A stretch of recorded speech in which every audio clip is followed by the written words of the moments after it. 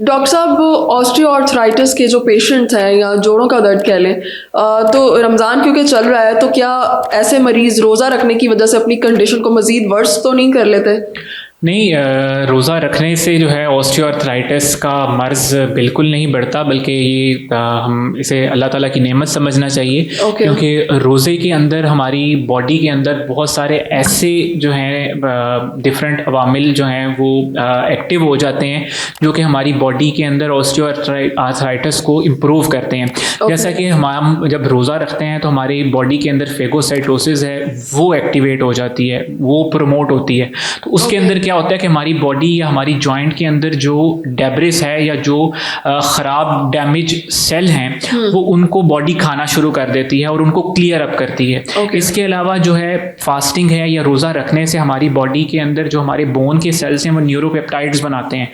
वो न्यूरोपेप्टाइड्स हैं वो बॉडी के अंदर इन्फ्लेमेशन है या आर्थराइटिस है उसको इंक्रीज़ करते हैं। तो रोज़ा रखने से तो न्यूरोपेप्टाइड्स की फॉर्मेशन है वो कम हो जाती है, तो इनडायरेक्टली बोन जो है हेल्थ है वो इम्प्रूव होती है। दूसरा इसके साथ क्या है कि रोज़ा रखने से हम अगर तो सहरी और इफ्तारी के अंदर हम अपने खाने पीने का ध्यान रखें और हम अपनी कैलोरी काउंट को मेंटेन करके रखें तो हम अपना वज़न भी कम कर सकते हैं। तो वज़न कम करने से भी हमारे जो आर्थरेटिक जॉइंट्स हैं उनके ऊपर फ़र्क पड़ता है।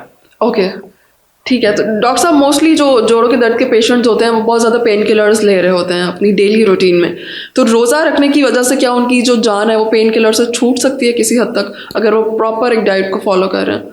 नहीं, रोज़ा रखने से उनकी जो है ना, सबसे पहले डिपेंड करता है कि उनको आर्थराइटिस की सेवेरिटी कितनी है। कुछ पेशेंट्स हैं उनको जो है आर्थराइटिस की शिद्दत ग्रेड 1 या ग्रेड 2 होती है, या जिसे हम कहते हैं कि हल्के से दरमियाने दर्जे की है।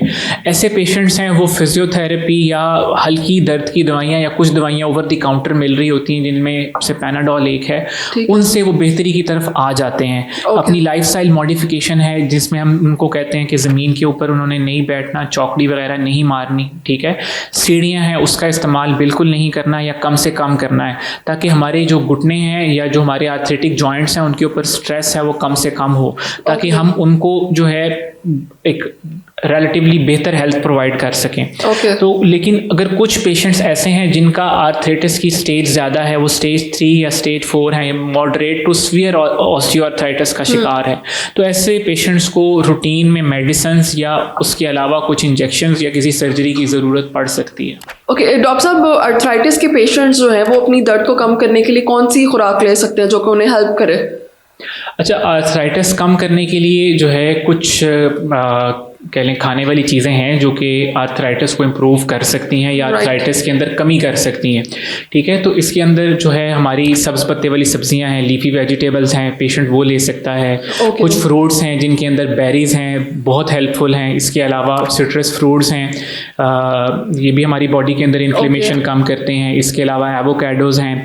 इसके अलावा जो है जो पेशेंट है वो अपने जो है डाइट में जो है वाटर कंटेंट है उसको इंक्रीज़ करे, तो ये सारी चीज़ें जो है हमारी जो है आर्थराइटिस है उसको इम्प्रूव करती है। ठीक है। और कौन सी खुराक को अवॉइड करना चाहिए जो कि हमें जो है अपनी खुराक के अंदर जो है प्रोसेस्ड फूड है या वो फूड जिनके अंदर ग्लाइकेशन बहुत ज़्यादा है, जो हमें कह लें जैसे कहते हैं नगेट्स हैं या आपको फ्रोज़न आइटम्स मिलती हैं, वो अवॉइड करनी चाहिए क्योंकि इनके अंदर सॉल्ट कंटेंट है वो भी बहुत ज़्यादा होता है, ठीक है। तो ये चीज़ें हमारी बॉडी के अंदर इन्फ्लेमेशन है उसको ज़्यादा कर सकती हैं और हमारी बॉडी के अंदर आर्थराइटिस है उसको बढ़ा सकती हैं। डॉक्टर साहब, सॉफ्ट ड्रिंक्स के बारे में आपका क्या कहना है? क्योंकि अक्सर लोग ये शिकायत करते हैं कि अगर सॉफ्ट ड्रिंक्स आप ज़्यादा कंज्यूम करते हैं तो उसकी वजह से हड्डियाँ कमज़ोर हो सकती हैं या फिर हड्डियों के मुख्तलिफ मसाइल का सामना हो सकता है। जी, सॉफ्ट ड्रिंक कंज्यूम करने से जो है हमारी जो बोन्स हैं वो वीक होती हैं और उसकी वजह ये है कि जो हमारी जो सॉफ्ट ड्रिंक्स हैं या कार्बोनेटेड ड्रिंक्स हैं, जो सोडा हैं, ये कीलेटिंग एजेंट्स होते हैं कि मतलब हमारी बॉडी के अंदर से कैल्शियम है इसको ले लेते हैं, ठीक है,